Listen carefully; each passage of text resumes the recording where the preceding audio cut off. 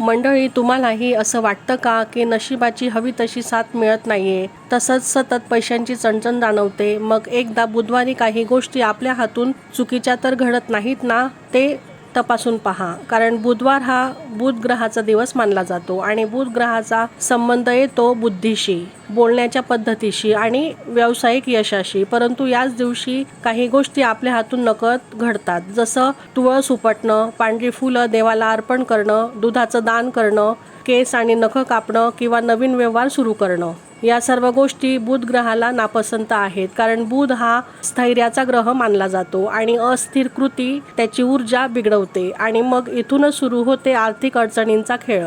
काही जण दर बुधवारी खोटं बोलतात, फसवणूक करतात आणि या गोष्टी माता लक्ष्मीला पूर्णपणे दूर करणाऱ्या आहेत. त्यामुळे या चुका अजिबात करू नये. या उलट बुधवारी संयम ठेवावा, हिरव्या रंगाचे कपडे परिधान करावेत आणि सर्वात महत्त्वाचं म्हणजे बुध ग्रहाचं पूजन करावं. यामुळे तुमच्या नशिबाची दिशा नक्कीच बदलेल आणि आर्थिक परिस्थितीही सुधारेल. त्यामुळे बुधवारी काही करताना विचारपूर्वकच कृती करावी. श्री स्वामी समर्थ.